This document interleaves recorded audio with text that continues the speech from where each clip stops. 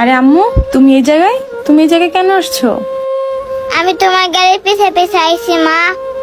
তুই কেন আসছিস মা? আমি তো তোকে আসতে নিষেধ করেছিলাম। শোন, আজকের পর থেকে আমি আর তোর মা না, আমি আর তোর সাথে কোনোদিন থাকতে পারবো না। তুই কেন এসেছিস মা? মা তুমি সব কি বলতাছো? এই শোন, আজকে থেকে আমি আর তোর মা না, তুই এখন এখান থেকে চলে যা। এই, তুই এখনো দাঁড়ায় দাঁড়ায় এখানে কি দেখতেছিস? যা এখান থেকে। মা আজকে না আমি সারাদিন কিছু খাইনি। কি বলতেছিস মা? তুই সারাদিন কিছু খাসনি? আয় মা, তুই আমার বুকে আয়। মারে, তোরে নিয়ে আমার অনেক কষ্ট হয়।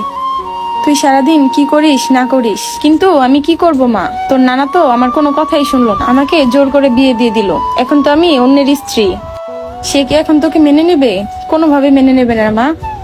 শোন মা, তুই একটা কাজ কর, তুই এখান থেকে বের হয়ে যা। আমি তোকে মাঝে মধ্যে লুকিয়ে লুকিয়ে দেখে আসবো, তোকে অনেক মজা কিনে দিয়ে আসবো, খাবার কিনে দিয়ে আসবো। তুই এখন এখান থেকে চলে যা মা।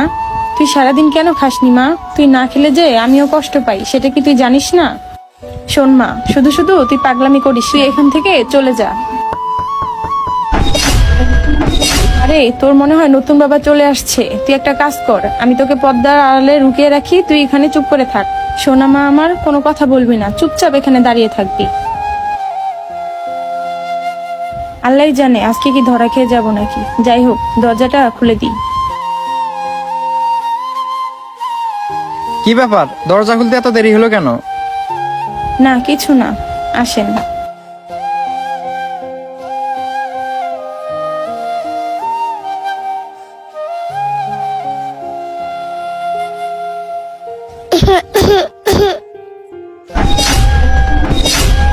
কি ব্যাপার, রুমের ভিতর কাশি দিল কে? দেখছো আমার বন্ধুরা কত ফাজিল, ওরা মনে হয় আগে থেকে রুমের ভিতরে এসে লুকিয়ে আছে আর ওরা কাশি দিতে আছে। তুমি একটু ওয়েট করো, আমি দেখতাছি। আরে না না, রুমের ভিতরে কেউ নেই।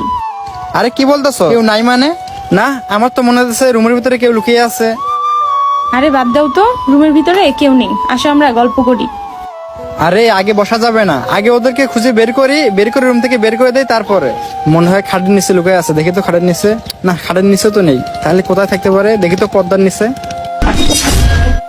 আরে তুমি কে?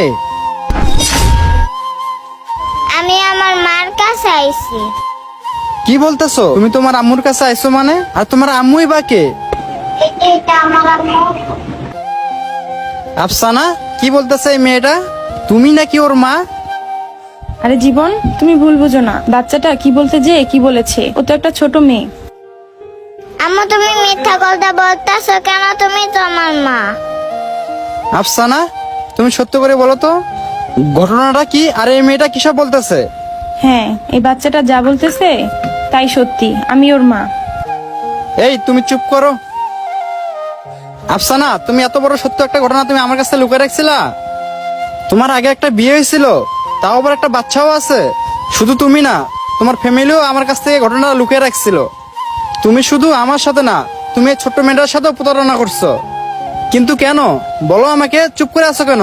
আর শোনো, আমি এরকম প্রতারণা মেনে নিতে পারবো না। আর শোনো, এই সমাজে আমার একটা মান সম্মান আছে, তোমরা সবাই মিলে কেন আমার সাথে এরকম কাজটা করছো?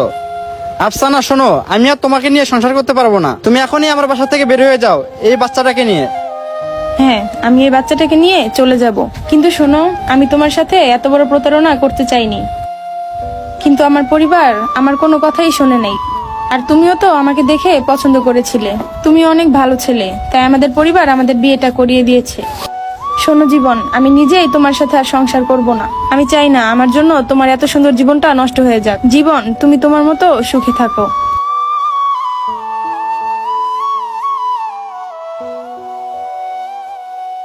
মা চল, আমরা চলে যাই। এই দাঁড়াও, তোমাদের আর দুজনকে কাউকে এখান থেকে যেতে হবে না। আমাকে তুমি ক্ষমা করে দাও, আমি তোমার জীবনটা পুরোই নষ্ট করে দিয়েছি, আমাকে চলে যেতে দাও। সবচেয়ে বড় কথা কি, আমি আমার মেয়েটাকে ছেড়ে এক মুহূর্ত থাকতে পারবো না। জীবন, তোমাকে আমি একটা কথা বলি, শোনো। তুমি কি জানো আমি চলে আসছি দেখে এই মেয়েটা আজকে সারাদিন না খেয়ে আছে। আর যখন এটা আমি জানতে পারলাম, তখন আমার বুকটা কষ্টে ফেটে যাচ্ছে। শোনো জীবন, আমি আমার মেয়েটাকে ছাড়া এক মুহূর্ত থাকতে পারবো না। প্লিজ তুমি আমাকে আর আমার মেয়েকে যেতে দাও। শোনো আফসানা, তোমার এই মেয়েকে নিয়ে তোমাকে আর কোথাও যেতে হবে না। আজকে থেকে তোমরা দুজন আমার বাসাতেই থাকবা। কারণ তুমি একজন মা, আর মায়ের কাছ থেকে সন্তান আলাদা করে আমি এরকম পাপ কাজ করতে চাই না। আমি তো এখন শুধু তোমার একটা পরীক্ষা নিতেছিলাম, তুমি শুধু আমাকে চাও নাকি তোমার সন্তানকে চাও, আর সেজন্য তোমার একটা পরীক্ষা নিতেছিলাম। শোনো, তুমি এখন আমার সেই পরীক্ষায় পাশ করেছো। শোনো, আজকে থেকে ও আমার সন্তান, আর তুমি একজন মহান মা। আর শোনো, আজকে থেকে ও আমাদেরই মেয়ে। আমারই তো কপাল ভালো, আমি তোমার মতো একজন স্ত্রী পেয়েছি। জীবন, তুমি কি সত্যি বলতেছো তুমি আমার মেয়েকে নিজের মেয়ে মনে করে রাখবা? হ্যাঁ, আমি সত্যি বলতেছি, আজকে থেকে এ আমার মেয়ে, আর আমরা তিনজন মিলে আমার এই ছোট্ট সংসারটা অনেক সুন্দর করে সাজাবো। তো আম্মু, তুমি নাকি সারাদিন কিছু খাওনি? তুমি বসো এখানে, আমি তোমার জন্য খাবার নিয়ে আসতেছি। সত্যি বলতেছ বাবা?